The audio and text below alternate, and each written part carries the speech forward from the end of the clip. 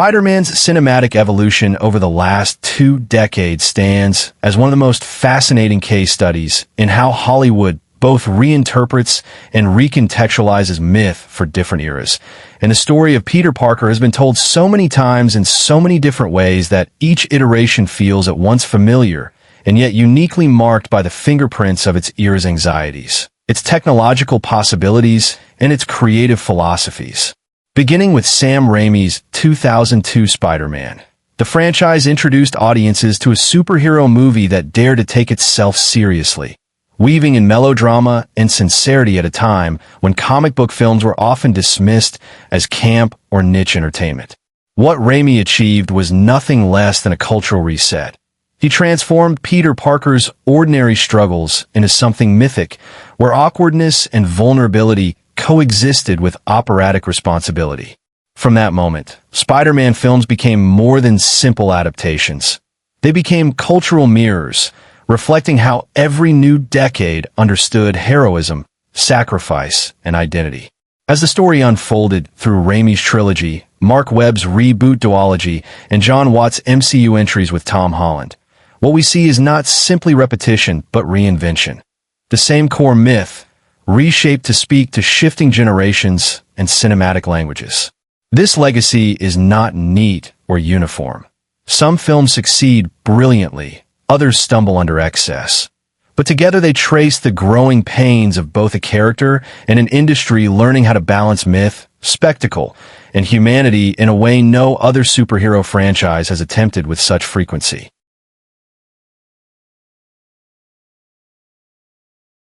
The origin of this cinematic journey lies with Raimi's Spider-Man 2002, a film that laid the groundwork for modern superhero storytelling long before Marvel Studios had mapped out an interconnected cinematic universe. Raimi infused the story with his signature blend of sincerity and horror-tinged theatricality, crafting a Peter Parker who was both painfully ordinary and mythically burdened. Tobey Maguire's portrayal captured the awkwardness of a teenager who suddenly becomes extraordinary, and yet whose first choices lead to devastating loss with the death of Uncle Ben. The Green Goblin, portrayed with operatic menace by Willem Dafoe, provided a villain who was not just a cackling monster, but a distorted mirror of Peter's own temptations, ambition, pride, and the dangerous thrill of unchecked power. Raimi's camera embraced bold comic book visual grammar, with kinetic swings through New York, exaggerated angles, and sequences that married camp and tragedy in equal measure. The upside-down kiss, the Thanksgiving dinner confrontation, and the brutal final fight in the ruined building all stood as emblematic moments that cemented Spider-Man as both an action hero and a moral parable. What mattered was not just the powers, but the choices. And the refrain, "With great power comes great responsibility," was elevated from a line in the comics to a cultural maxim that would echo far beyond the film. Raimi's sequel, Spider-Man 2, 2004, elevated the genre by turning inward, focusing less on spectacle and more on the crushing toll of heroism. Peter's powers begin to fail him, not because of external limitations, but because of internal doubt and exhaustion, dramatizing the psychological burden of responsibility. Tobey Maguire plays this arc with quiet vulnerability, embodying a young man stretched to his breaking point, unable to maintain relationships, employment, or even self-confidence. Alfred Molina's Dr. Octopus serves as both antagonist and tragic parallel, a brilliant scientist whose noble ambition is twisted by grief and the insidious influence of his mechanical arms. Raimi directs their conflict with a mix of grandeur and intimacy, staging the elevated train battle as one of cinema's most dynamic set pieces, where momentum, geography, and the humanity of bystanders all combine into a sequence of near-operatic beauty. The film's quieter beats, such as Aunt May's conversation about heroism or Peter's fleeting attempt to live a normal life set to "Raindrops Keep Falling on My Head," ground the narrative in everyday struggle.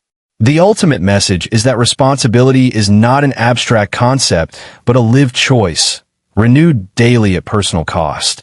And the ending, where MJ accepts the dangers of being with Peter, underscores the bittersweet balance between love and sacrifice. When Raimi reached Spider-Man 3, 2007, however, the weight of expectation and studio interference produced a film that, while thematically consistent, often collapsed under narrative excess. Attempting to juggle Sandman's tragic backstory, Harry Osborn's descent into vengeance, and the introduction of Eddie Brock/Venom, the film stretched itself too thin, diluting its central themes in a sea of competing plotlines. Yet, even in its flaws, Raimi's instincts as a visual storyteller shine through. The birth of Sandman, rendered through painstaking CGI particle work, remains one of the most poetic moments in the series, a silent ballet of grief and transformation. The alien symbiote storyline allowed Peter to confront his own arrogance and darker impulses, though its tonal execution veered into unintentional comedy with the infamous emo Peter dance scenes. What the film attempted, and occasionally succeeded at, was to expand the trilogy's meditation on forgiveness. Sandman's revelation about Uncle Ben's death forces Peter into a place of compassion rather than vengeance, and Harry's final sacrifice redeems his earlier bitterness. Though messy, Spider-Man 3 closes Raimi's trilogy on the consistent note that heroism is not clean or easy, but always tangled in flaws, forgiveness, and the inability to balance private happiness with public duty.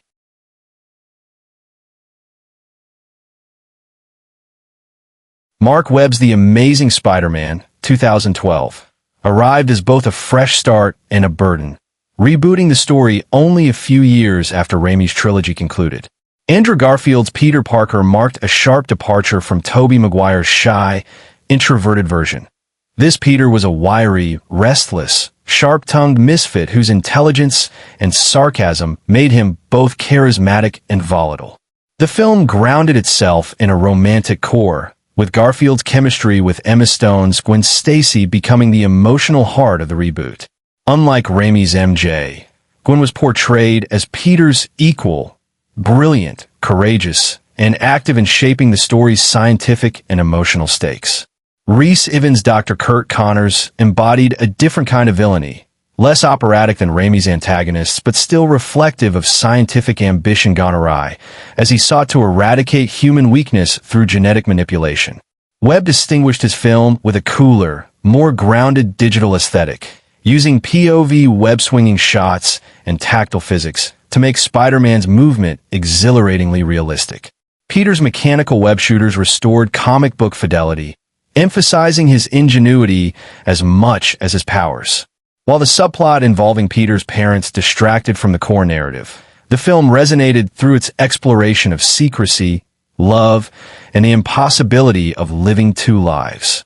The ending, where Peter breaks his promise to Gwen's dying father, injected a moral ambiguity that felt both refreshing and ominous, setting up the tragic trajectory of the sequel.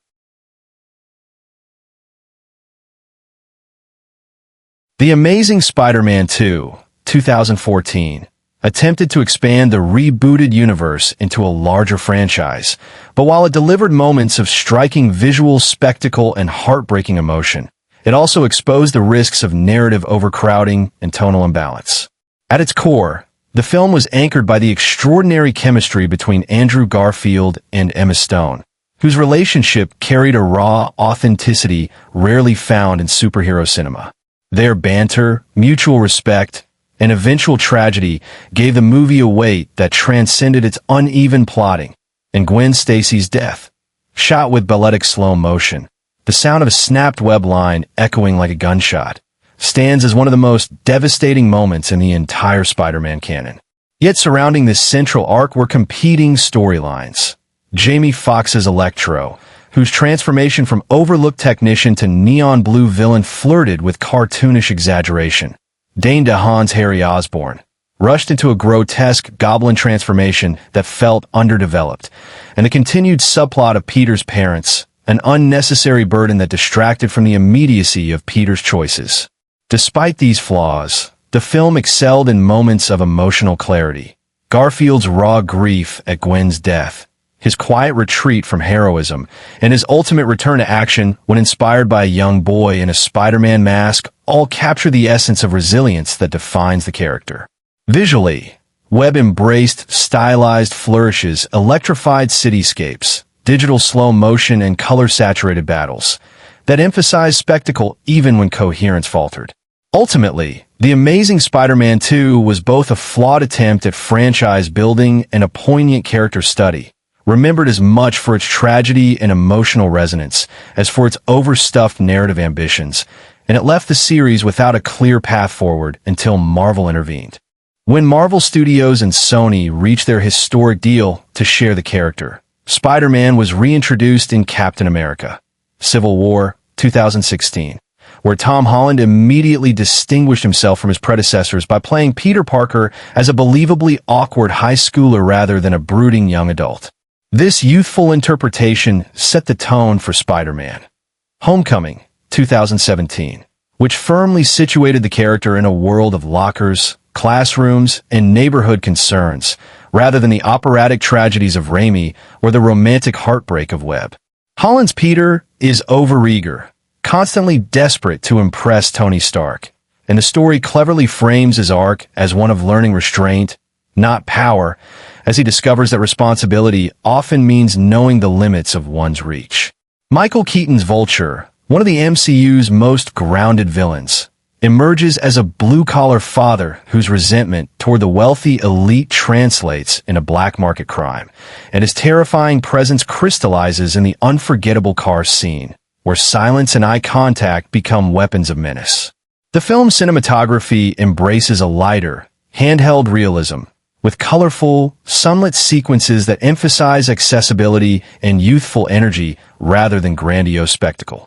Instead of cosmic stakes, the film focuses on local threats, restoring Spider-Man's essence as a friendly neighborhood hero. Set pieces like the Washington Monument rescue and the Staten Island Fair disaster are staged to highlight Peter's problem-solving skills and his tendency to overreach, often failing before he learns. Homecoming succeeds not by inflating scale, but by shrinking it, reminding audiences that Spider-Man's power lies in his humanity, his humor, and his ability to grow up under the weight of expectation without losing his optimism.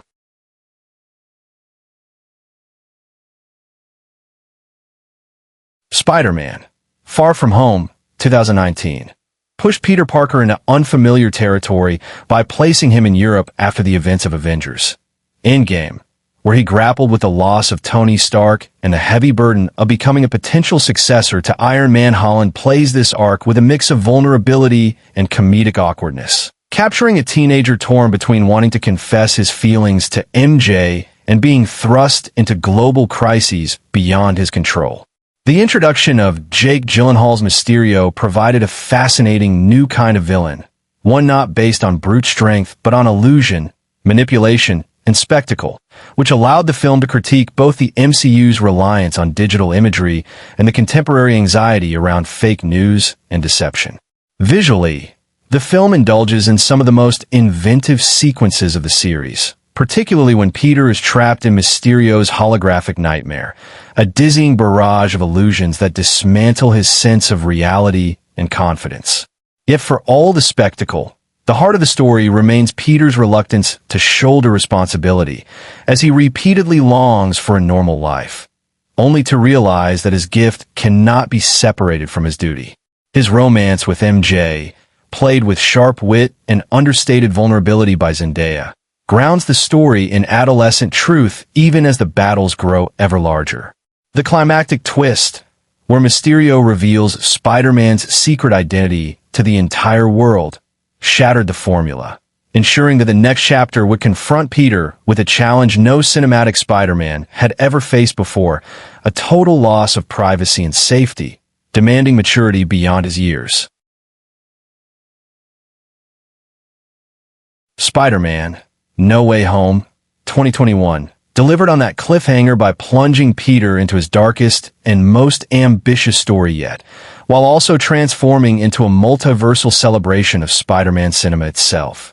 Picking up immediately after his unmasking, the film explores how Peter's life is destroyed by exposure, Friends are endangered, college dreams are ruined, and desperation drives him to seek Doctor Strange's help, which unleashes chaos across realities. The return of villains from earlier franchises, Defoe's Green Goblin, Molina's Doc Ock, Fox's Electro, Church's Sandman, and Ivan's Lizard, creates a narrative where Holland's Peter is forced to confront not only his own failures, but the collective sins of Spider-Man across timelines. The film's emotional core is Aunt May's death at the hands of Osborn, which marks Peter's true initiation into heroism, and Holland delivers his most searing performance, balancing grief, rage, and eventual acceptance of responsibility. Yet the movie's masterstroke is the arrival of Tobey Maguire and Andrew Garfield, whose reprised roles transcend nostalgia by offering closure. Maguire's older, weary Peter acts as a mentor. Garfield's haunted Peter redeems himself by saving MJ, and together they create a tapestry of shared trauma and resilience. The Statue of Liberty climax blends humor, chaos, and pathos, with 3 generations of Spider-Man working in concert, each respecting and complementing the others. By its end, Holland's Peter accepts complete anonymity, sacrificing relationships to protect loved ones, returning Spider-Man to his comic book essence, a lonely hero defined by sacrifice. In celebrating 20 years of cinematic legacy, No Way Home became both a meta-commentary and an emotional culmination, proving that Spider-Man's power lies not in continuity, but in the universal resonance of his story across generations.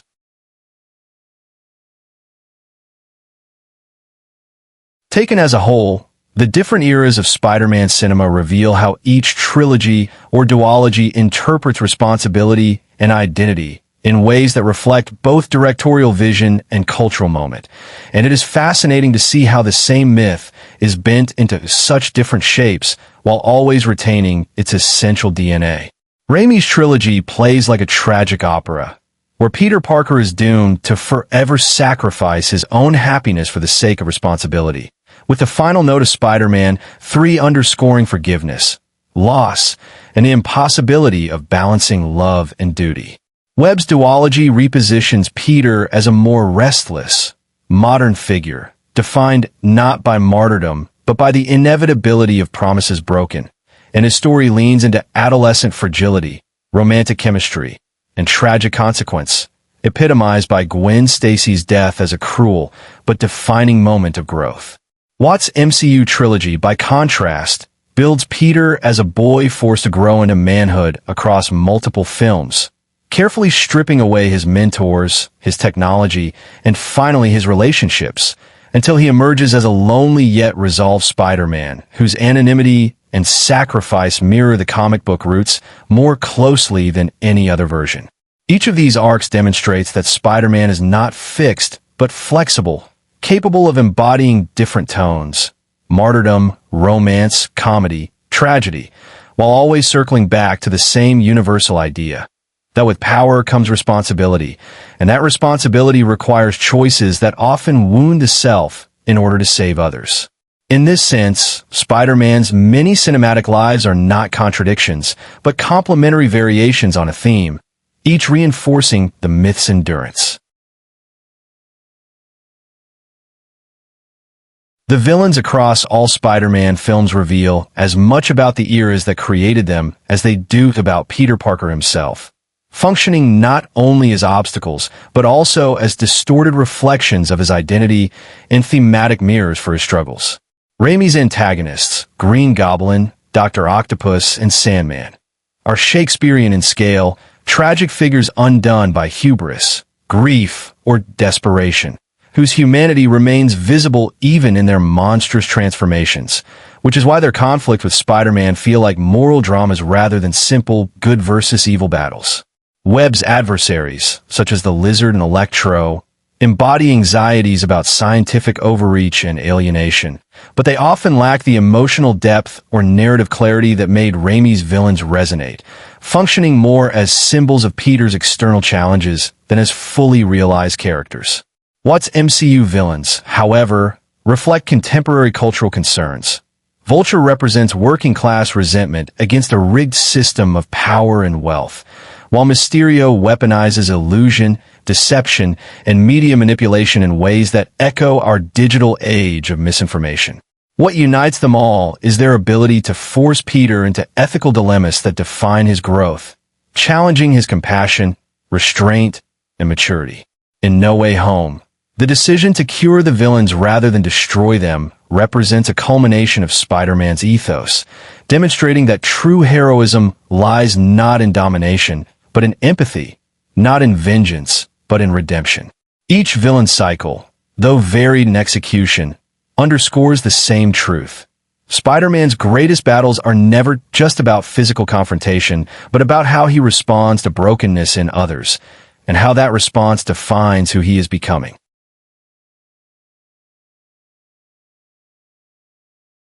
The triumph of Top Gun could have typecast Cruise as a one-note action star, but he quickly proved that his ambitions stretched far beyond blockbuster spectacle. In 1988, he starred opposite Dustin Hoffman in Rain Man, playing Charlie Babbitt, a self-centered wheeler dealer who reconnects with his autistic savant brother.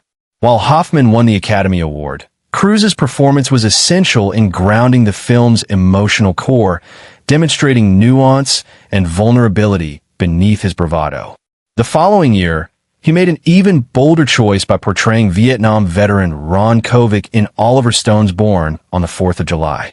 The role demanded extraordinary physical and emotional transformation. Cruise depicted Kovic's journey from an idealistic Marine to a disillusioned, wheelchair-bound activist with harrowing authenticity. The performance earned him a Golden Globe and his first Academy Award nomination for Best Actor, firmly establishing him as an actor of substance. Cruise was now a rare hybrid, capable of dominating box offices while commanding critical respect. This dual trajectory would become a defining pattern throughout the 1990s, as he carefully alternated between commercial entertainments and serious dramas, cultivating both mass appeal and credibility with filmmakers who valued artistry as much as audience draw. The actors who have carried Spider-Man across generations each left indelible imprints on the character, shaping how audiences interpret Peter Parker as much as the scripts or visuals did, and the contrast between Tobey Maguire, Andrew Garfield, and Tom Holland reveal the malleability of the role. Maguire played Peter as earnest, awkward, and burdened, his soft-spoken sincerity capturing the essence of a boy too fragile for the weight of responsibility. And his trilogy resonates as a story of martyrdom, where personal happiness is constantly sacrificed for duty. Garfield brought a different energy. Wiry, restless, witty, and emotionally volatile, his Peter was closer to the comic book quipper in costume, while exposing deep wells of grief and longing out of it, especially in his heart-rending portrayal of loss after Gwen's death, which remains one of the rawest performances in superhero cinema.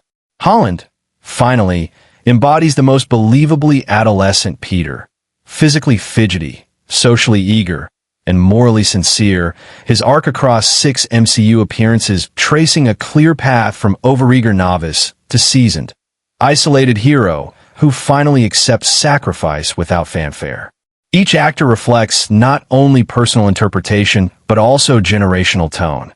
Maguire's early 2000s sincerity, Garfield's mid-2010s angst and romanticism, and Holland's late 2010s optimism and MCU integration. Their convergence in No Way Home was more than nostalgia. It was a recognition that each Peter represents a valid piece of the myth, and that Spider-Man is not one definitive portrayal, but a constellation of identities, each shaped by sacrifice and growth. Thematically, all Spider-Man films orbit the same moral core, yet they highlight different shades of what responsibility really means, showing how a universal idea can be refracted through time and culture into diverse emotional registers. Raimi insists that responsibility is a burden borne with sorrow, the unending cost of saving others at the expense of one's own joy, and Maguire's Peter embodies this sacrificial archetype with haunting consistency, leaving audiences with a sense of nobility laced with melancholy. Webb suggests that responsibility is an impossible balancing act, where even the purest intentions collide with fate, and Garfield's Peter learns that promises cannot always be kept, and love, no matter how radiant, can be cruelly extinguished.